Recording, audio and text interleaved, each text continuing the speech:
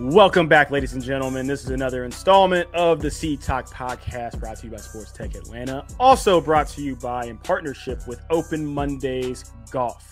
If you're trying to look swagged out, trying to look good, you're on the course and someone's like, hey, brother, where'd you get that hat? Where'd you get that shirt? Where'd you get that sweatshirt when the fall time's coming up real soon?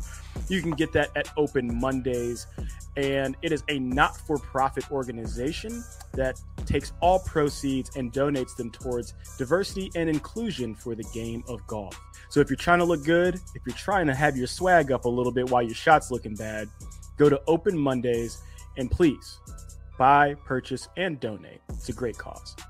But ladies and gentlemen, we are out here. It is Olympic time. As you just heard about looking fly, everybody was trying to look fly out there as LeBron James took the Delaware.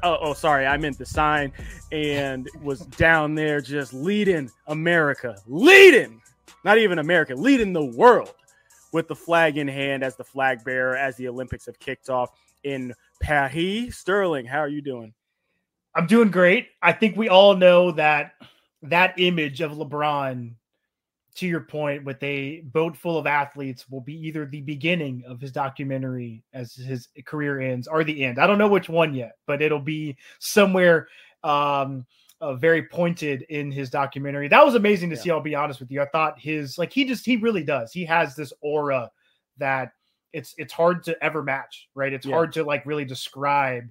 When you see him, you're like, damn, like that is so cool. It was awesome seeing. It really was. And then whoever the photographer was, shout out to them too for catching it at the right moment. You had like the street light in the background or the light off the boat illuminating like LeBron. So it's like you see him, but he's also have that silhouetted look. And honestly, I mean, for American history and, you know, the Washington picture, George Washington crossing the Delaware River, and it elicits those emotions, and you're like, oh, wow, like it had that same feeling. Like you said, LeBron has this aura about him. It was just super cool. I guarantee you, he's going to have it painted onto his ceiling like this is Bad Boys 2, and he's Johnny Tapia, or it's like the Sistine Chapel. Whenever you walk in, he's going to be like, you know, you can look down, these are marble floors, but if you want to look up, you know, we have this. That seems like a lot. That seems like a lot. He's got that money. A lot. That's a little for him. It's not about the money. It's just that feels like a lot to have that painted. Like I said, it's going to be in the documentary. To have that painted in your house feels a little extra there. But yeah, what's the sports that you have enjoyed the most so far? We're recording this. What day is this? The first of August. Yeah, what's the sport? The Olympics. Yeah, what's the sport that you've enjoyed the most here watching? Man, let me tell you, I'm going to go the opposite route. The sport that I have not enjoyed watching has been the 3-on-3 FIBA basketball. 3-on-3, or they just like to call it 3v3, whatever. It's 3-on-3 basketball, and both the teams have looked like booty. All due respect to the players. Well, we got to think, right, the women's team does not have Cameron Brink. And, you know, they won a couple years ago with that team with her. And so I think not having her with her, you know, with Achilles, ACL, I can't remember which one. I think it was Achilles or one of the two. It's one of those. Maybe I think it's ACL. Yeah. So not having her, I think, is a big deal. And then I think I've been confused. I guess I'm just curious, like, because obviously we have a Big Three league. We do. Shout out Ice Cube. And, you know, Corey Brewer, Jeff Teague, ISO Joe.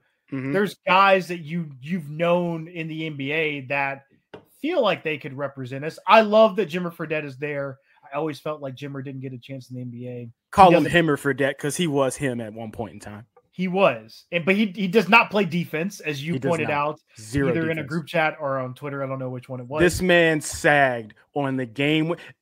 If you play 3-on-3, and I hate to cut you off, I'm sorry. No, go ahead. No. If you play 3-on-3, everybody knows you play press man. You are up. You are rubbing bodies. I'm touching shoulder to shoulder. I don't care if I get the foul. You're not getting game point on me. Game point. Sure. Yeah, it's for game point. And he sagged off a game point. And dude just hit a wide open three. And he hit a three the possession before. Made no sense. But yeah, he's just, it's like this isn't the place and time and place to play lackadaisical defense I know you can stroke and hit the three, but you have to be on every possession in 3-on-3 ball. And I know he knows it's just weird. Yeah. So that's why defensive liability at the same time. Yeah. I agree. It has been, it's been unfortunate that they have not excelled there. It has where our men's and women's national teams are excelling. And that's just, I feel like we should always excel at basketball. I don't care if it's 3-on-3, 1-on, we should never lose the court.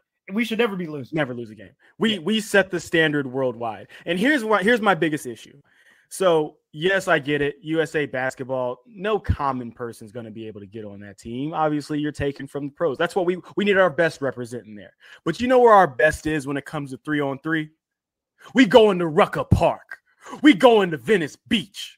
We going to pick up Central. That's where we need to get play. This should be the most American team that you see at the Olympics. This should be the team where somebody should be able to elevate their life and career into a different trajectory by making this team. Because you know what you're going to get? You're going to get a dog. You're going to get somebody that got that it factor, that I ain't going home without this chip factor. You're going to get that. I played it run and shoot back in Atlanta when I was in AAU, but I didn't make it. But I know that I can ball, and I've been playing in the gym. I played on that Hoop It Up 3-on-3 tournament that went worldwide.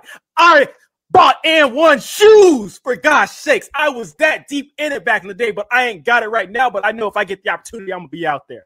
The FIBA USA basketball team has done this country a disservice by not amplifying the fact that regular folks can apply for FIBA in the easiest way possible to then be able to play on the 3-on-3 basketball tournament. To your question of, well, why didn't we get pulled from the Big Three?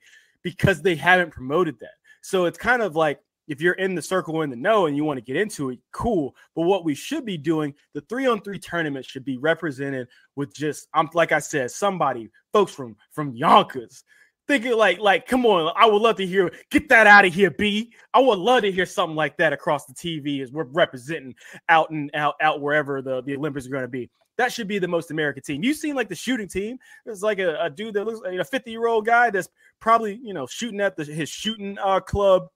And, now he made the Olympic team, but representative of America, that doesn't have. As you're doing that, I just found this article by Isabel Gonzalez, CBS Sports. The title of it is, let me make sure I have this correct here. The title is, Why is Team USA so bad at 3-on-3 basketball? How 2024 Olympic rosters were built after men and women struggle. It looks like the stipulations are that to be able to play for the 3-on-3 national team, you have to accrue points by playing in sanctioned 3-on-3 events over the course of the year. And those who have not participated, to your point, in these events are placed on the team. So, and that's why I put it on USA Basketball. USA Basketball should have a. Like you're saying, like the professor should be on this team, right? No. I'm saying, yeah. I mean, people like that, yeah. But leading up to the next in 2028. Over a next 2 year period, USA Basketball should have sanctioned FIBA matches promoted at all of your hotspot across the country, your major cities, and then obviously getting into the central portion of the USA, allowing folks to qualify to then try and play, so you can accrue points through official teams, having people set up and sign up so that they can get their official FIBA points, and then by continuing to win, say you win your 3-on-3 team wins the Boston League. All right, now Boston, Atlanta, New York, Washington, Omaha, all of them are then coming to a national tournament. Don't look at Omaha like that. Omaha got some ballers. Hey, corn-fed, brother. Yes. Did you see the dude from Poland? They got somebody that was in the factory 2 days ago, pulled him off the smelting line and said, hey, brother, I need your 7-3 behind to go stand under the basket. And what they do to us, tore us apart. That's all you need. You need size. You need somebody corn-fed. You need that big brother. But that's why I think the women's side is struggling because they don't have Cameron Brink. I don't know who these guys are outside of Jimmer Fredette. I have no idea. They got the notice, but that's what we need to do. That team should be the most representative culturally and whatever for America. That should be the most melting pot team because you're going to have nothing but dogs out there. And I put it on USA Basketball for why they're so bad, because if that was promoted, for a fact you can go down the street, play some pickup and be like, you know what, if you had the opportunity, this dude could do something. And I think now you're giving people the chance to be like, you know what? There's a little virality moment. Let's take the amazing achievement that you saw from the rugby team and Alona Mar. I mean, now she's got 2.5 million followers. People are seeing the work she's put in. And then now she already had a great trajectory, but it's going to now continue to eclipse what she's previously was going to do, because now people are seeing what she's doing, and boom, has that opportunity because the Olympics gives you that moment. So that's why I'm frustrated. But to answer your question, after that 5-minute, 3-minute, 4-minute rant, about 6, but yeah, I'll just be short with it. Love watching the gymnastics. It's been fantastic. And this is a low key one. I do like badminton randomly. Those rallies are crazy. Those right? rallies are so wild. Yeah, it's like so tense. You're like, so you're like, who's gonna miss? It's like boom, boom, boom, back and forth. And then skeet shooting. That was the first time I actually watched it. And that was actually really tough. I didn't know it comes out like at 60 miles an hour, and the hand-eye coordination was pretty cool by that one. I wish they would put that one on prime time. You had the extra channels, you got to pay a little extra. I ain't trying to say you look around, you see the telescope in the back. I ain't got it like that, but got them extra +1 channel so I can see all the events out here. What event have you liked the most? I agree there. I love gymnastics. I just love I don't know what's good or what's not. Like if you land, I'm like, oh, that was cool, So I don't understand the technical aspects of it, but yeah, I just love the team aspect. Obviously, shout out Simone Biles for just being as great as she is. To be so good at what she does is just unbelievable. Yeah. I actually love swimming. I think it is so intense, especially like the 100, 200 meter races. Those are awesome. I think for me, obviously track is at the end of the Olympics. Track is so fun. Yeah. And again, it's just like, it's quick. It's one V8 or however you want to look at that. Right. Yeah. I love the those type of sports really kind of get me in, and you're just like, you're rooting for America. You're rooting for us to do well. It's just really, those are like the most fun for me. And obviously I watch basketball. But. Yeah. I think Snoop had a cool moment where Snoop said, I think he went to the 200 meter freestyle, one of the two. It was one of the swimming events. And he was like, it was awesome to see us out there. I think it really hits, because I was trying to get over there, before Delta had their debacle. I was trying to use some of the miles, get out, and then the ticket prices, packages. They're having a tough few weeks. Tough one, brother. But, the ticket prices actually weren't bad to do the packages through the USA, like basketball, if you wanted to go watch, and they paired you up with badminton, blah, blah, blah. Because I think everybody should experience what Snoop experienced. And I think with him actually being there, and he was like, you saw it's you against the world. Yeah. And then all of a sudden you come out on top, and now you have your national anthem forced down everybody else's throat. And there's a moment of pride that I think that everybody should be able to feel and experience. I mean, as former athletes, you get to hear the national anthem, and it means different things for different people. But when you're playing a big game and you hear it come across we were always in the locker room except for a couple moments.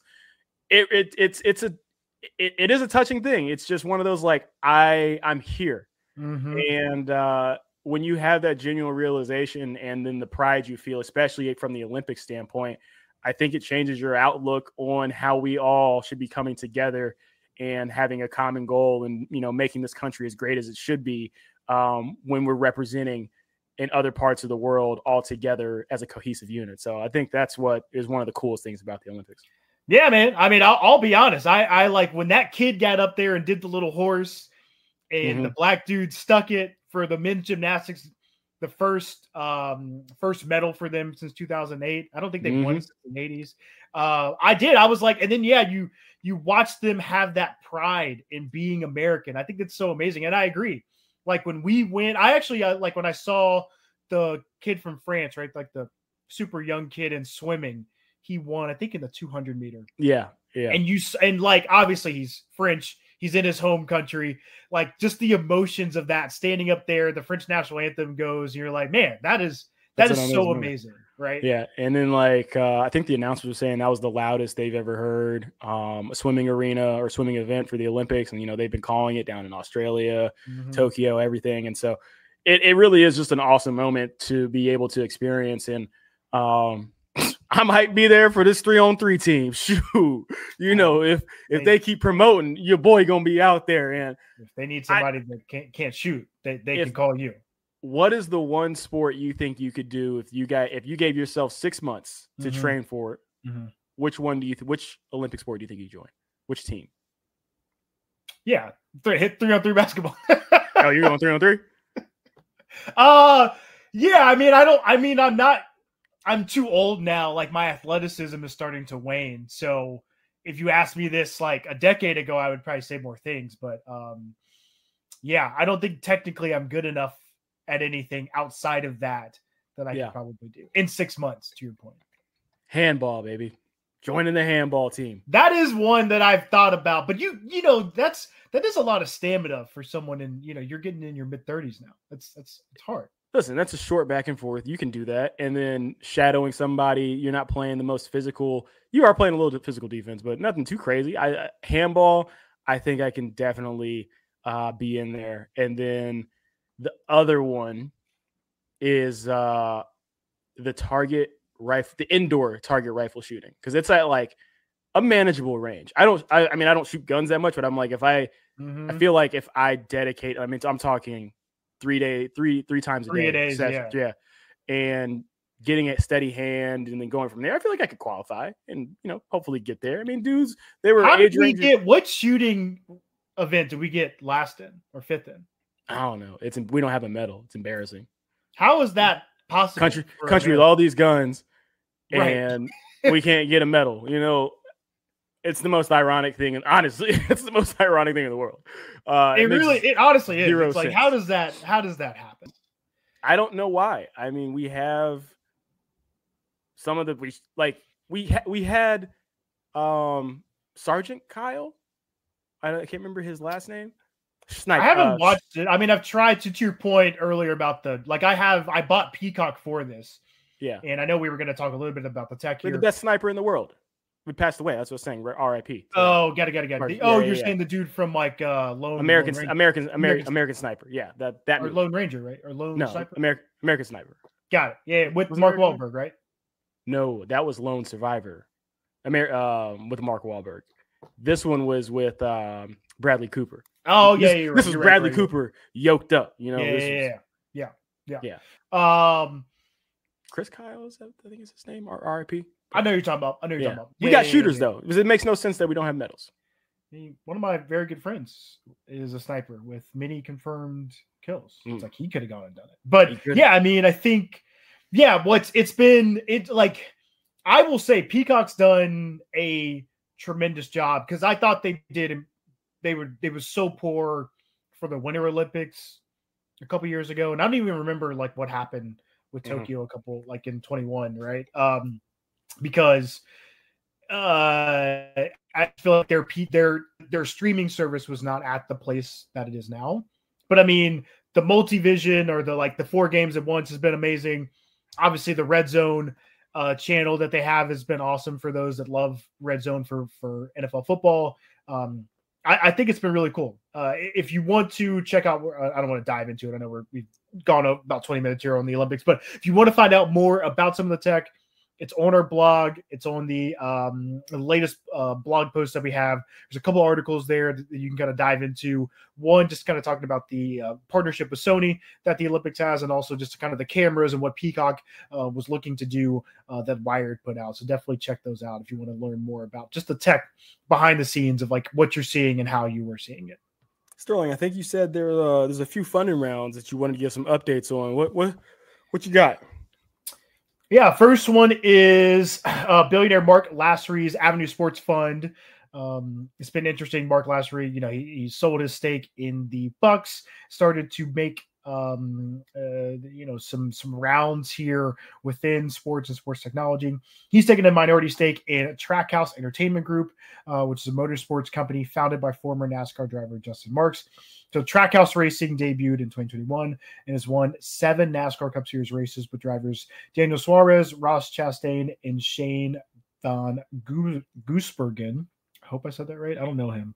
And then rapper Pitbull is also a shareholder after joining as a co-owner back in 2021. So super cool there. Love to see, we've kind of we've dove into alternative sports a little bit here.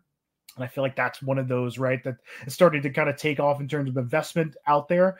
So shout out to them around Avenue Sports Fund for that investment. The next one is Martine, which is a leading global sports nutrition company, closed a capital round of $20 million led by international growth equity fund Iris Ventures. Martin Sports is a fuel ecosystem that focuses on solving the legitimate problems that limit athlete performance. So they've patented this hydrogel technology that's used in the brand's drink mixes, gels, and revolutionary Martine Macabre system, which allows athletes to rethink the parameters of carbohydrate fueling. So super cool here. Not a ton. I mean, the summer is kind of a slowdown, I feel like, within venture just in general. But something that we've kind of talked about is health and data. Those type of companies are getting a ton of looks right now. And as you can see, $20 million here going into Martine, backing that notion up. The last one is a company that we've talked about a couple times on this podcast. You go back to our April pod, we talked about them, which is Cosm, which is a leading immersive technology, media, and entertainment company. They announced a raise of over $250 million in funding to drive long-term growth and their shared reality venues. Again, go back. It's on our podcast, Instagram, YouTube. Check out the video. But essentially, Cosm has created this huge immersive venue. They actually just opened the one here in Los Angeles. Reach out. Don't want your boy to come through, do anything there. But what they've been able to do is really bring you into the game. So a lot of times you think about, I can't get down to the game today, or the tickets are too expensive. You could then go to Cosm and be able to watch this game in an immersive way with other people. It's a really cool idea, and I think something that's going to take off. They've got another venue that's supposed to be popping up in Dallas very soon, and they've also broken ground for one in Atlanta. So I want to do I think our big story today is what I want to do is really just talk about rights within the NBA right now, right? TNT not getting the rights, I think, is a big deal. I think maybe it's more of a nostalgia big deal. But I want to ask this question in terms of like the rights deal and Amazon and Peacock, like ESPN, right? As they've entered into this 11-year deal with the NBA. Where does the NBA go when KD, LeBron, and Steph retire? Ooh, TikTok. That's where they go. Stay with the virality. They got to stay ahead of the curve. You're going to see a lot of TikToks coming out, trying to stay. And I think we've done a lot of stories of Gen Z and getting that crowd and their attention. But no, in all seriousness, it's a really good question because we talked about the Olympics just now, and you see the draw that this team has in that stadium and just around the city of love, the city of lights, and the city of love, as they, just their presence, and everywhere they go, just drawing swarms of people. And it's because of your big four. There's a funny video out there, like LeBron was walking in. Include AD was walking, Steph walked in, and then Tyrese Halliburton came, and then everybody quieted up because they don't know who he is. It was right, like the dichotomy between the cheers and then just the dead silence. Was just amazing. And like Tyrese, I don't think he's in the moment. He probably didn't get it. It's going to be interesting. I think the NBA has built itself as a brand, and it's so big that it's now, I think it's getting to the levels. And I think at the point when LeBron, KD, Steph are all gone, it'll be at the level that the NFL is at in terms of having a fan base that will always be rock steady as an economical or as a financial foundation, so that they won't flounder, even with missteps in what I think is the wrong route to go in this streaming TV deal. So is it to the same level as the NFL? No, because what the NFL has been able to capitalize on, and they've had the growth from fantasy football. So you brought in the casual to then enjoy watching the game. So the NBA, that's why I was joking about TikTok, needs to find something where the the layman, the casual fan can be like, you know what, I just enjoy watching because I have X also going with it. So I do like basketball. It's a little bit of a harder draw because there's so many games, but I do think that basketball has definitely edged itself into the second place behind football, obviously. And I think they'll be fine. And it's just, I don't understand in knowing how cycles work, because everything is cyclical. When you look at trends, when you look at things that fads that, go away and then end up returning. I mean, you look around, you look up, Starter made a comeback. Like, where was Starter at? I know it's closed. Closed is on a faster cycle, but the NBA is going the route of the immediate, which is going into streaming services.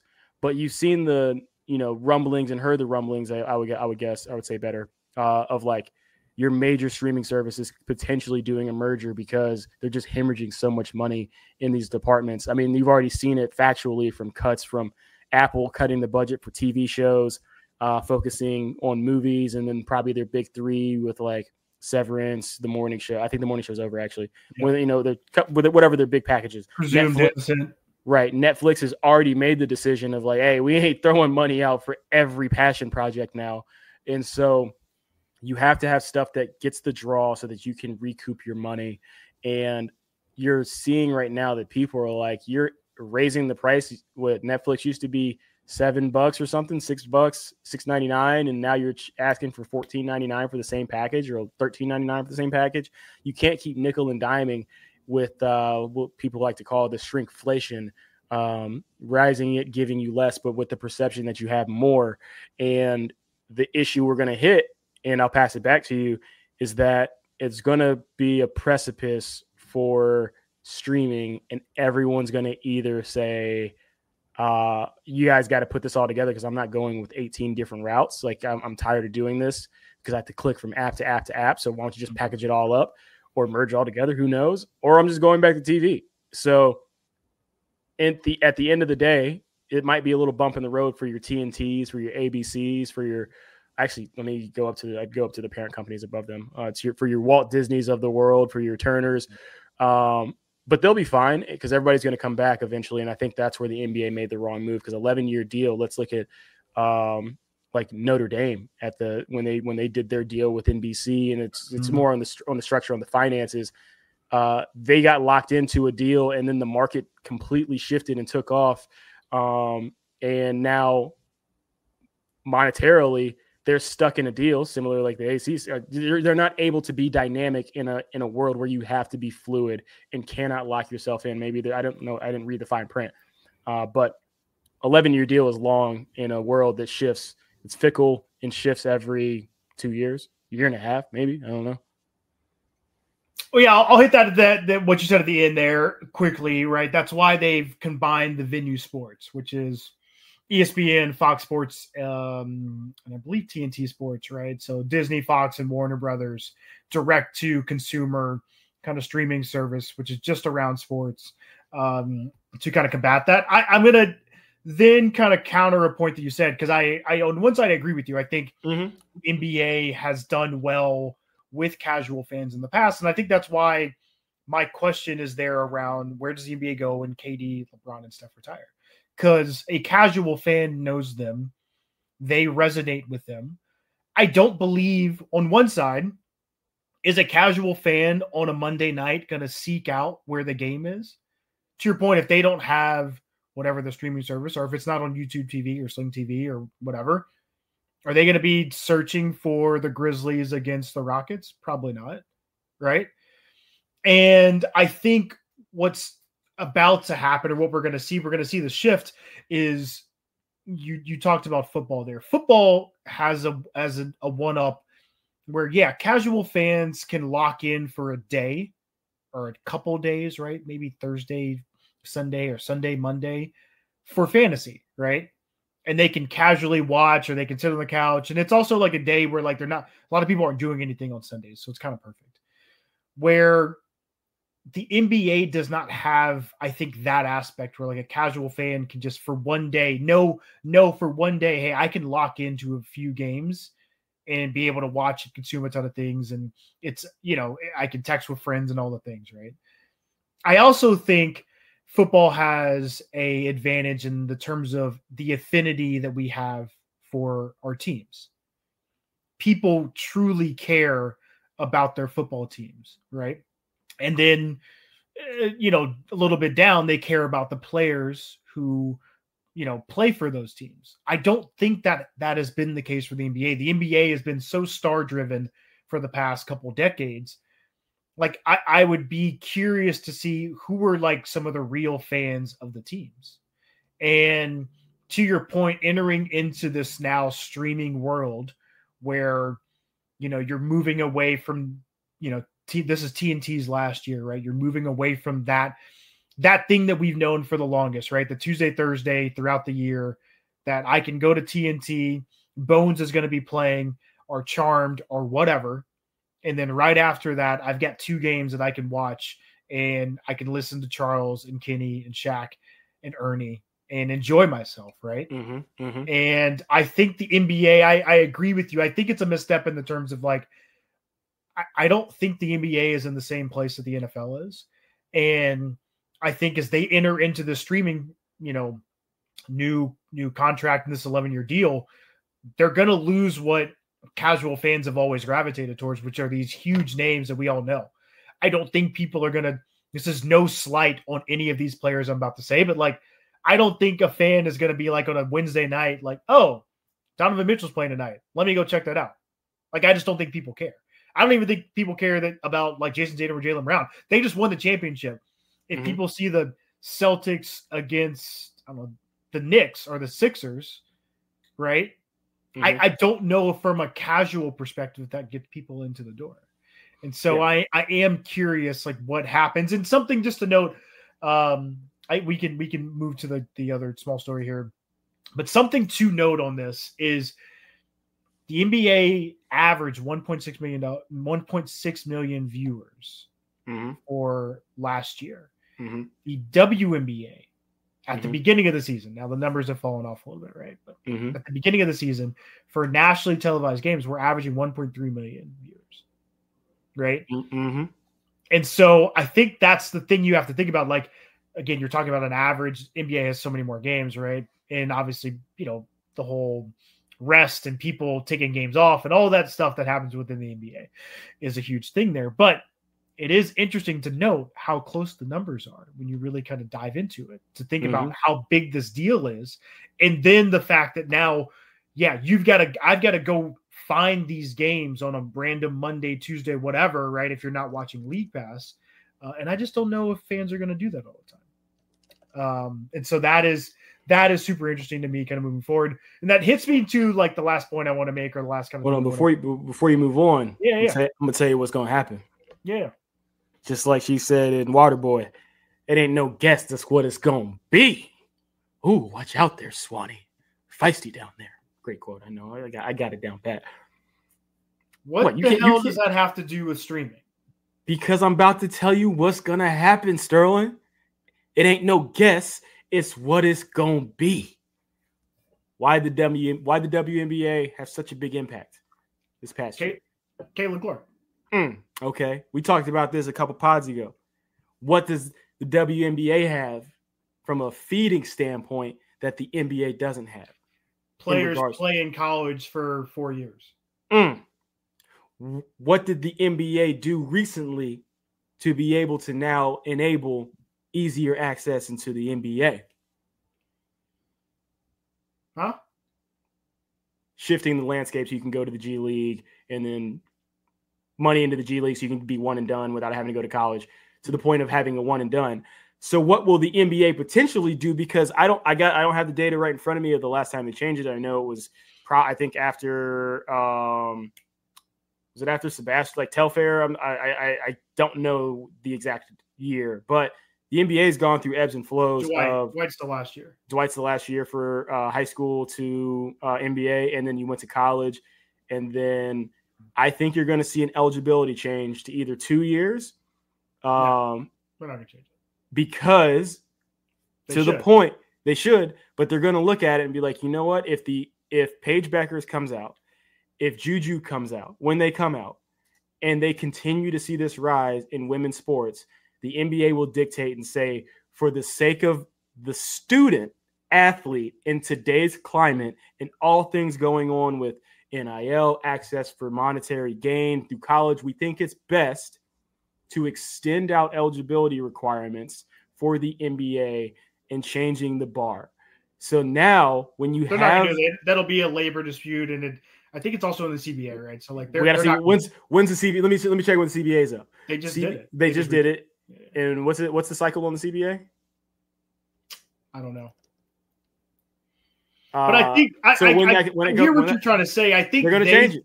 Well, hold on. I think what the NBA hopes is that the NIL will keep kids in school without them having to change anything. But I agree with you.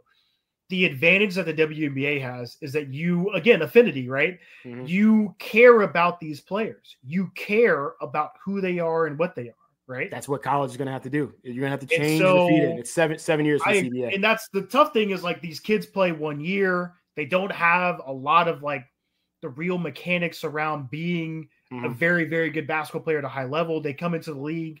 They're either in a bad situation like Cade Cunningham, or they just can't play yet, right? Right. Like a Wiseman situation.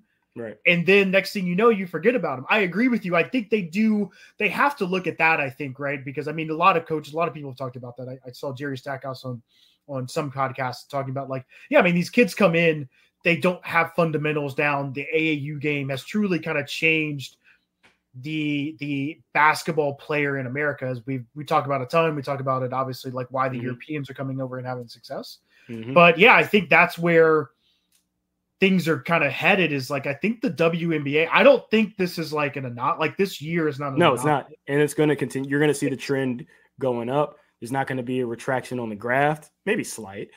But it's going to continue to trend up. Let me hit that, because I agree. I think they had this moment with Caitlin Clark. And to be honest, the WNBA, in my opinion, fumbled it, right? Jeff Teague kind of talked about the game within the game. Like, the WNBA and the Fever, in my opinion, failed Caitlin to start the season. And then Nike not rolling out a shoe that's like at a good price point before, like, even with her not being named to the the Olympic team, but not having some sort of huge marketing campaign around her for All-Star weekend, when you're going to play against the Olympic team, all these type of things.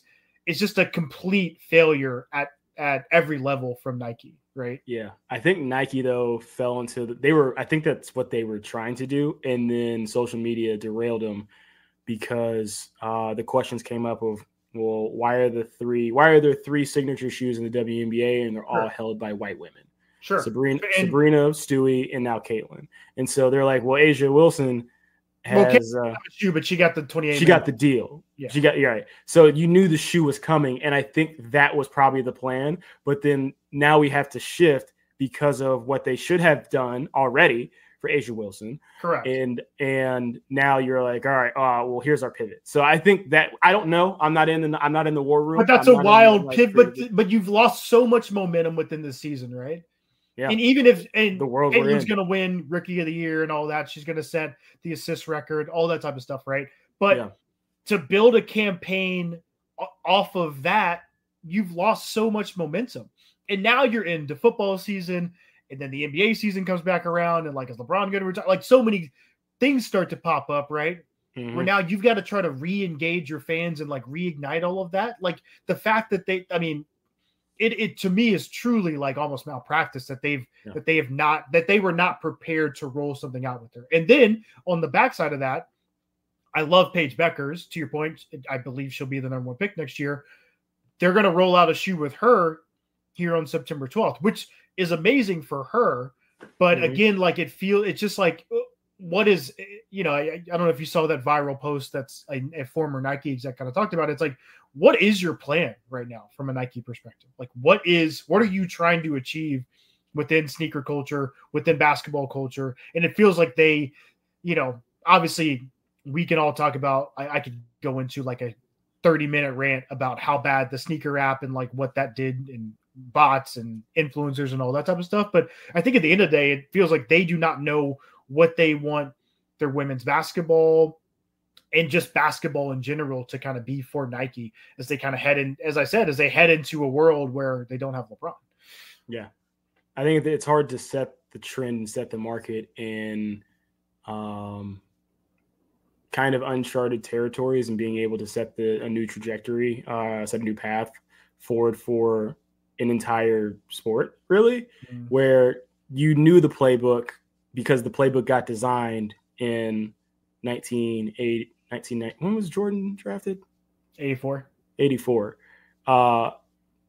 You had innovators at that time, and you need somebody to be that innovator in this space to then set the market and their direction of, hey, this is how we can continue to propel our professional women's sports here in the country. And I think everybody's nervous. I think everybody's really reactionary due to a few mediums that are out there that can shift. You feel like you think, honestly, I'm just an honest question. Mm-hmm. You feel like the bad faith arguments and conversations around Caitlin Clark and Angel Reese and Race affected what Nike wanted to do? I think they do, because they immediately came out and gave the signature shoe. I think it. But that was in the works, though. Let's not be reactionary. Right. They weren't reactionary like, oh, A'ja Wilson, here's a shoe. Announcement wise, though. So I don't know if you're shifting it felt resources. Weird, but it was in the works. It was it's a bad rollout. I'm just a squirrel out here trying to get a nut. I ain't in these creative rooms. I'm not in these executive meetings. I'm just saying it was a bad. You could say it's a bad rollout as a common fan. It's not like they were looking at Twitter like, oh shit, yeah, we need to give A'ja Wilson the shoe. I mean, to me, that's what it looked like. We're in the world of conspiracies over here. It's a conspiracy-driven century. I don't know. These things are months in the planning, right? And that's why I said like with Lynn, I just don't. To your point, you give her $28 million. You know all the things that are coming up this year, the Olympics, all that type of stuff. Mm-hmm. To not plan this out, to have her have a shoe at the same time here that they're rolling something out with Paige. Mm-hmm. It's just like, why? Why would you not do that? Why would you not be ready for that? Now I agree. Yeah. A'ja should have got a shoe like a year ago, 2 years ago. Right. So I'm just saying, announcement look a little fishy to me, brother. Some smoke coming from the building, got to be some fires. So, just common sense over here. You know how they would say back in the day, how your grown folks would tell you. You got to keep your antennas up out here, Sterling. You got to understand, like Jeff Teague said, it's the game within the game. Game within the game is a real thing. I want to hit something too, just on this point, right, where the WNBA is I think women's basketball is having this moment, and I think that's why we talked about 3-on-3 at the beginning, and we were making some jokes. But the Unrivaled League launching, Brianna Stewart being one of the co-founders of that, I think is huge. And Paige Bueckers going ahead and signing up for that now, I think is also big, right? I think what we're trying to say is we've been able to follow her throughout her whole career, right? Comes in, all the accolades, Gatorade Player of the Year, is awesome freshman year, then has the injuries. Now she's come back, led UConn to the Elite Eight there, right? Plays against Caitlin Clark. And now we get to see her for her senior season and then know that, hey, not only we get to watch her for her senior season, she's going to then go in, presumptively is probably the first pick of the draft. And then we also know, hey, she's going to play in this 3-on-3 league. I'm going to go watch that, right? And I think, like I said, if you're a marketer out there, if you're a brand, women's sports is something that you're going to see more people attach themselves to, because there's a ton of dollars there and the eyeballs are telling you that people are gravitating towards it. So really cool thing there for the Unrivaled League, really cool thing for Paige Bueckers. I'm really excited to see that. Yeah. And I guess this is my last conspiracy theory here. Conspiracy and then we're signing off. I know this is the last, and then you can give us the sign off signature and we're out. But think about this, Sterling. So you're saying the NBA needs eyeballs. What drives actual change in this country? It ain't protesting out here. You can protest till your face turn blue. I ain't gonna do nothing now. Like my co-host said, my illustrious co-host, dollar signs change minds. So what's the NBA going to need? More consistency. So the consistency is going to come from what? Like we just talked about, having better continuity in the college ranks to then make that leap into the pros. All right. So let's look at another model. That's why the NFL is so untouchable. Oh, I've been watching. Let's go with Dylan Gabriel. You know, he's transferred a little bit, but boom, you know, he's got a name for himself out at Oregon right now. Mm-hmm. He's got fans, and that's going to transition to the NFL. So how do you then, because there's another problem that's happening, NBA can come down, change their requirements. Mm-hmm. That could also filter because money continues to change. What's the hardest thing right now that we might end up seeing when we come to the pros is with so much change due to NIL, the fan base. This is going to take about 4 years because there has to be a couple classes to go through. We talked about this before on another pod. With so much change in the NIL, that Oklahoma fan can't fully get behind their team because I don't know who's at quarterback for the next year. You've gone through 4 quarterbacks in 5 years, 4 quarterbacks in 7 years. And yeah, I'm going to continue to support OU, but my support isn't the same like it used to be when Adrian Peterson was out here running and I got to see AD line up for 3 years and just demolish and terrorize folks. It's a different game for loyalty and fans. So how do you curb that? Professional leagues come down, say to the NCAA, you guys got to get a wrangle because why? Our dollars are getting affected because your model's broken. So it's going to be a whole thing. So the point, you're going to see a shift in. What is your conspiracy theory? The conspiracy theory, if you followed that whole thing, because I lay it out. Nobody did. Nobody listening to this followed that. I had to lay it out for you to get to this point so that you understand this last point. That's why I asked the question. So what all this conspiracy means is you're going to see a change in college football from the either NCAA gets dismantled something, or there's going to be a true hardline regulation for how you handle transfers and for transferring and then and NIL to be able to control and curb. I'm all for players go get your money, but they're going to do something to make it to lock you down at schools because you need that continuity. One, for coaches, I always agree with that, especially in football. It's so hard to build a roster, but to be able to then continue to have, because you're always going to have your loyalists for your UNCs, for your Dukes, but to continue to have the layman or the common fan being like, you know what? I would love to see another Zion Williamson or, out on the football field, blah, blah, blah. Wake Forest, you saw their quarterback transfer. So they're going to put some type of stipulation in. So then that feeds up whether for that'll go across all sports. Your basketball and football feeds up. So now you have more of a trail like you see in college basketball, women's college basketball, of having players staying at schools longer. Then that transfers into the professional leagues. That's where they can continue to have the sterling numbers that they've seen financially over the years and not have to miss a beat. See what you did and it's going to be dictated. It's going to be dictated but by I disagree with you, right? I agree. Oh, I love it. I love it. I agree that colleges want to get a handle of the NIL and the movement of players. Mm-hmm. But until they disband the NCAA or the NCAA just like goes away, they won't be able to, right? And so you heard it here. I said it. As much as they would like, I agree with you on a lot of things because I'm with you. I think if you're a fan of some of these big teams, you've got a new guy at quarterback every year. You got a new whatever, and it doesn't feel the same.